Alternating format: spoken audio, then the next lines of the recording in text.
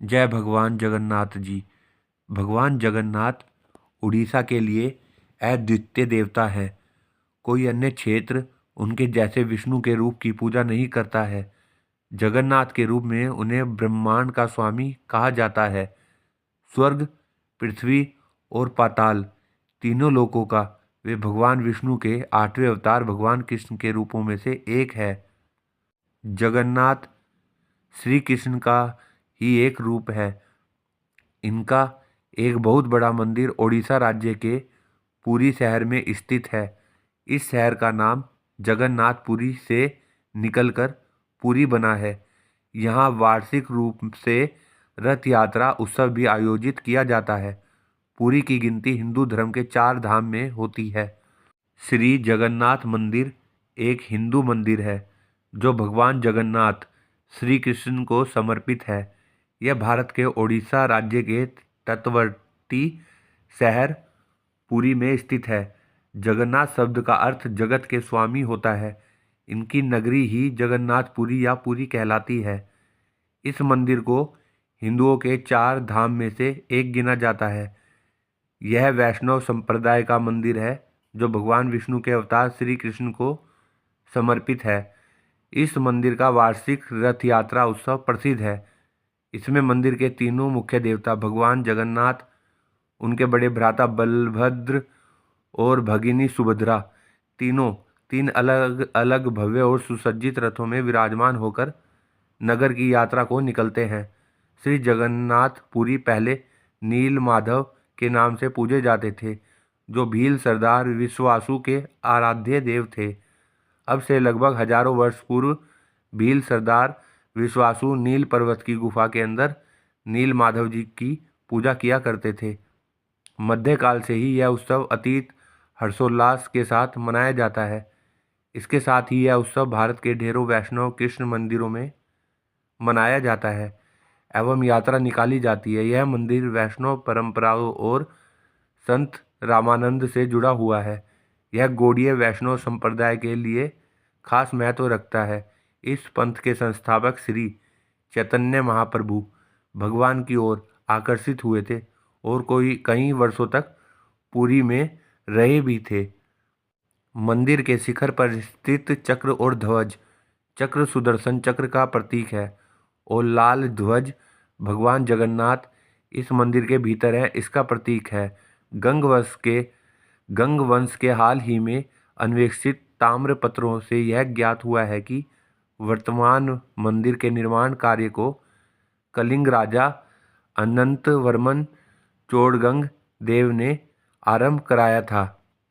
फिर ओडिशा शासक अनंग भीमदेव ने इस मंदिर को वर्तमान रूप दिया था।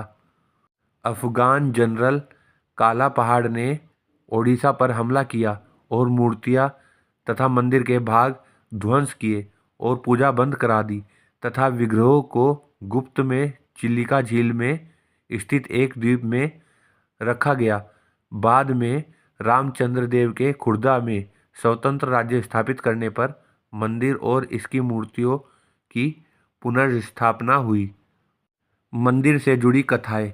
इस मंदिर के उद्गम से जुड़ी परंपरागत कथा के अनुसार भगवान जगन्नाथ की इंद्रनील या नीलमणि से निर्मित मूल मूर्ति एक अगरू वृक्ष के नीचे मिली थी। यह इतनी चकचौंध करने वाली थी कि धर्म ने इसे पृथ्वी के नीचे छुपाना चाहा। मालवा नरेश इंद्रधुम्न को स्वप्न में यह मूर्ति दिखाई दी थी। तब उसने कड़ी तपस्या की और तब भगवान विष्णु ने उसे बताया कि वह पुरी के समुद्र तट पर जाएं और उन्हें एक दारू लकड़ी का लट्ठा मिलेगा, उस लकड़ी से वह मूर्ति का निर्माण कराएं। राजा ने ऐसा ही किया और उसे लकड़ी का लट्ठा मिल भी गया। उसके बाद राजा को विष्णु और विश्वकर्मा बढ़ई कारीगर और मूर्तिकार के रूप में उसके सामने उपस्थित हुए, किंतु उन्होंने यह शर्त रखी कि वे 1 माह में मूर्ति तैयार कर देंगे, परंतु तब तक वह एक कमरे में बंद रहेंगे और राजा या कोई भी उस कमरे के अंदर नहीं आए। माह के अंतिम दिन जब कई दिनों तक कोई भी आवाज़ नहीं आई तो उत्सुकतावश राजा ने कमरे में झांका और वह वृद्ध कारीगर द्वार खोलकर बाहर आ गया और राजा से कहा कि मूर्तियां अभी अपूर्ण हैं, उनके हाथ अभी नहीं बने थे। राजा के अफसोस करने पर मूर्तिकार ने बताया कि यह सब देववश हुआ है और यह मूर्तियाँ ऐसे ही स्थापित होकर पूजी जाएगी। तब वही तीनों जगन्नाथ, बलभद्र और सुभद्रा की मूर्तियाँ मंदिर में स्थापित की गई। चारण परंपरा में माना जाता है कि यहाँ पर भगवान द्वारिकाधीश के अधजले शव आए थे, जिन्हें प्राची में प्राण त्याग के बाद समुद्र किनारे अग्निदाह दिया गया। किशन जी, बलभद्र और सुभद्रा तीनों को साथ पर भरती आते ही समुद्र उफान पर होते ही तीनों आधे जले शव को बहाकर ले गया। वह शव पुरी में निकले। पुरी के राजा ने तीनों शव को अलग अलग रथ में रखा। जिंदा आए होते तो एक रथ में होते, पर सब थे इसलिए अलग अलग रथों में रखा गया। शवों को पूरे नगर में लोगों ने खुद रथों को खींचकर घुमाया और अंत में जो दारू का लकड़ा शवों के साथ तैर कर आया था, उसी की पेटी बनवा के उसमें धरती माता को समर्पित किया। आज भी उस परंपरा को निभाया जाता है, पर बहुत कम लोग इस तथ्य को जानते हैं कि ज़्यादातर लोग तो इसे भगवान जिंदा यहाँ पधारे थे ऐसा ही मानते हैं। चारण जगदम्बा सोनल आई के गुरु पूज्य दौलत दान बापू की हस्तप्रतों में भी यह उल्लेख मिलता है। मंदिर का ढांचा। पुरी में रथ यात्रा जेम्स फर्गुसन द्वारा एक चित्र मंदिर का वृहत्तर क्षेत्र साचा में फैला है और 4 दीवारी से घिरा है। कलिंग शैली के मंदिर स्थापत्य कला और शिल्प के आश्चर्यजनक प्रयोग से परिपूर्ण यह मंदिर भारत के बृहत्तम स्मारक स्थलों में से एक है। मुख्य मंदिर वक्र रेखीय आकार का है, जिसके शिखर पर विष्णु का श्री सुदर्शन चक्र 8 आरों का चक्र मंडित है। इसे नील चक्र भी कहते हैं। यह अष्ट धातु से निर्मित है और अति पावन और पवित्र माना जाता है। मंदिर का मुख्य ढांचा एक साचा ऊंचे पाषाण चबूतरे पर बना है। इसके भीतर आंतरिक गर्भगृह में मुख्य देवताओं की मूर्तियां स्थापित है। यह भाग इसे घेरे हुए अन्य भागों की अपेक्षा अधिक वर्चस्व वाला है। इससे लगे घेरदार मंदिर की पिरामिडाकार छत और लगे हुए मंडप अट्टालिकारूपी मुख्य मंदिर के निकट होते हुए ऊंचे होते गए हैं। यह एक पर्वत को घेरे हुए अन्य छोटे पहाड़ियों फिर छोटे टीलों के समूह रूपी बना है। मुख्य मड्डी भवन ऊंची दीवार से घिरा हुआ है तथा दूसरी दीवार मुख्य मंदिर को घेरती है। एक भव्य 16 किनारों वाला एकासम स्तंभ मुख्य द्वार के ठीक सामने स्थित है। इसका द्वार 2 सिंहों द्वारा रक्षित है। देवता भगवान जगन्नाथ, बलभद्र और सुभद्रा इस मंदिर के मुख्य देव हैं। इनकी मूर्तियां एक रत्न मंडित पाषाण चबूतरे पर गर्भगृह में स्थापित है। इतिहास अनुसार इन मूर्तियों की अर्चना मंदिर निर्माण से कई पहले से की जाती रही है। संभव है कि यह प्राचीन जनजातियों द्वारा भी पूजित रही हो। उत्सव यहाँ विस्तृत दैनिक पूजा अर्चनाएं होती है। यहाँ कई वार्षिक त्यौहार भी आयोजित होते हैं, जिनमें सहस्त्रों लोग भाग लेते हैं।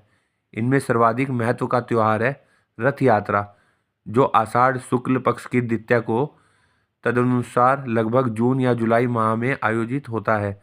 इस उत्सव में तीनों मूर्तियों को अति भव्य और विशाल रथों में सुसज्जित होकर यात्रा पर निकालते हैं।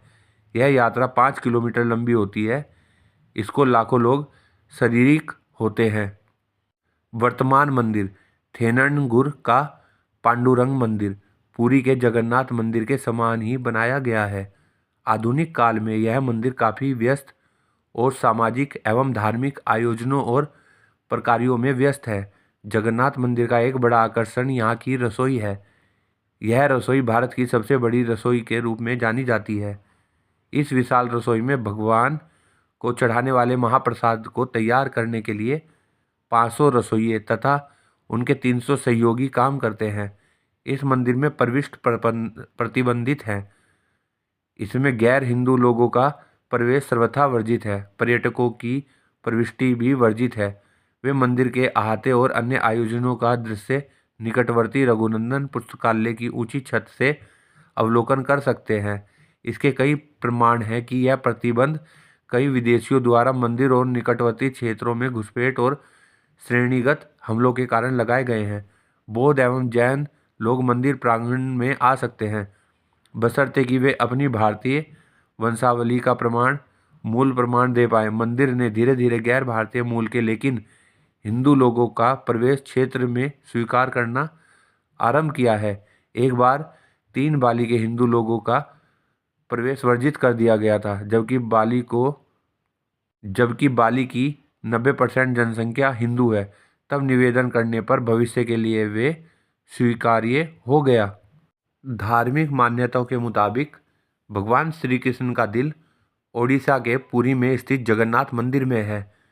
कहा जाता है कि यह दिल आज भी धड़कता है।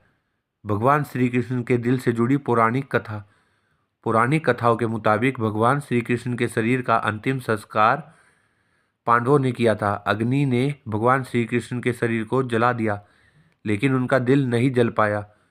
पांडवों ने उनका दिल समुद्र में प्रवाहित कर दिया।